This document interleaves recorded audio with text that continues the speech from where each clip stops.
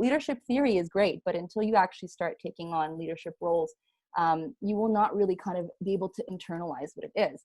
And I was in the exact same boat. I'm like, yeah, I know about leadership. I've taken courses. I've done all that. But it was the experience in the community that really got me understanding what it is. Sure that if you're taking any kind of poli-sci, if you're taking any kind of leadership courses, you've encountered these gentlemen. I have encountered these gentlemen every single year of my academic career. Now, I'd read it in 4 different classes, 4 different professors, 4 different perspectives, the whole 9 yards. Now, don't worry if you haven't read Plato. I'm not going to expect you to. But there's a concept that Plato gives out in, actually it's Socrates that gives out in Plato's Republic. And he talks about willing and unwilling leaders, right? So the answer why you want to be a leader is very important, because this is a very crucial debate.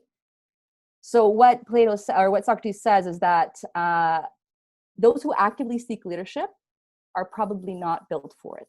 Why do you want people that are trying to avoid leadership? And the argument is, there's a 2-part argument, but the first part of the argument is that people that are moral people will take care of their families and things that they need to take care of and not ignore it to go and solve somebody else's problems, okay? Because leadership ultimately is about solving issues, bringing about change at the end. And in order to do that, you might have to sacrifice to be able to do that. And a moral person will take care of what needs to be taken care of rather than ignoring it and dealing with everybody else's problems. I believe that everybody is born with the potential for greatness, okay? I know there's a quote by Theodore Roosevelt, okay, that says that some people are born into greatness, others have greatness thrust upon them.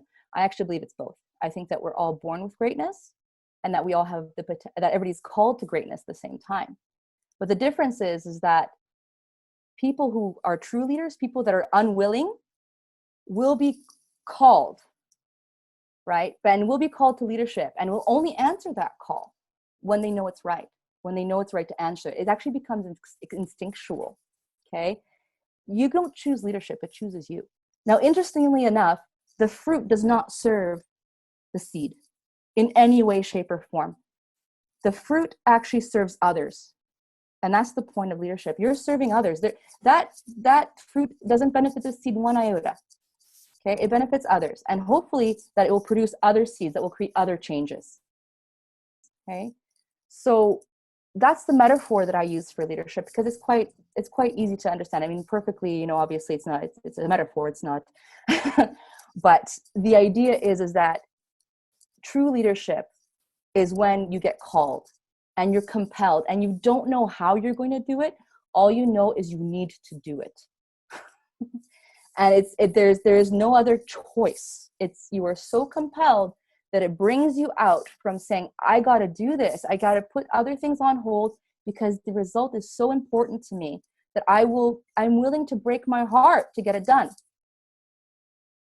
And so when you are thus compelled, if your why, right? If your why is because I want to create change and I want to create great change, then you're on the right track. You will get the call and it'll be innate. My mom goes, well, the camp needs a camp director. I mean, there's an issue there. They have issues at the camp and you should take on that job. And I go, thanks, Ma, quote unquote. I'm looking for a real job. And I said, nope, not going to do it. I had other people approach me, Anastasia, let's do it. Just please do it.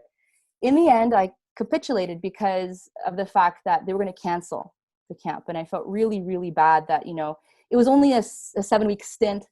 And I was like, yeah, okay, fine. For the 7 weeks, no problem. Я проводжу табір. It's okay. It's the 7 weeks. It's the summer. I'll be with my baby. I'll be able to be up at the cottage, all this stuff. Was I wrong? It was so wrong. Structurally, spiritually, they had no mission statement. The buildings were in bad disarray. I didn't have a cook the first day. My cook quit on the first day. There is an idiom that says, "Я збилася з ніг." I was working so hard, що я збилася з ніг. I know what that expression means. Even though it hurt you so badly and you had so much heartbreak during the process, but you wanted to do, you were willing to do it even with the heartbreak, you've answered the right call.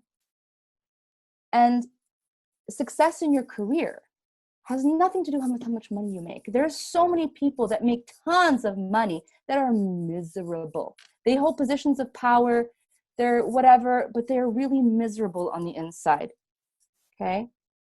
I get up for work and I'm like, I get to go to work today, right? And I make big changes. And they built an entire new, oh, by the way, but they built a brand new tabir last year.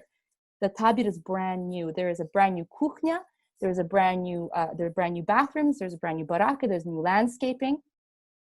There was no way that would have been happening 3 years ago. And it had nothing to do with anything but the love that I provided and the love that was being shown back. When you're doing your leadership courses, listen for the call.